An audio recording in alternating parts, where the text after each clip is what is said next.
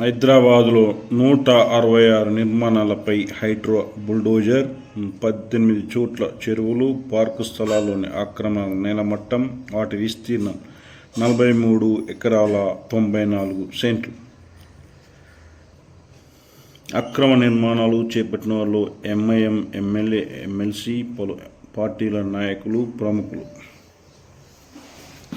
రాజధానిలో చెరువులు, పార్కుల స్థలాలు ఆక్రమించి 18 చోట్ల చేపట్టిన 16 నిర్మాణాలను కూల్చివేసినట్లు Hyderabad disaster response and monitoring protection agency HYDRAA ప్రభుత్వానికి నివేదించింది.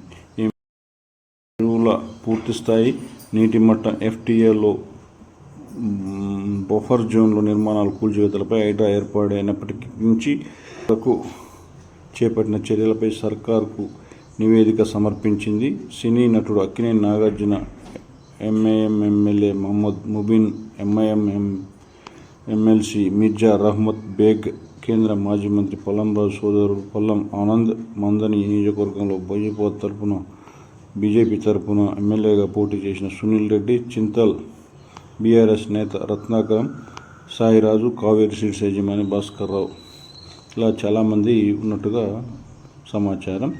హైడ్రా ఫిర్యాదుల వెలువ. హైడ్రా రంగంలోకి దిగినప్పటి నుంచి నగర వ్యాప్తంగా చెరువులను ఆక్రమించి చేపట్టిన నిర్మాణాలపై ప్రజలు, ప్రజా సంఘాలు,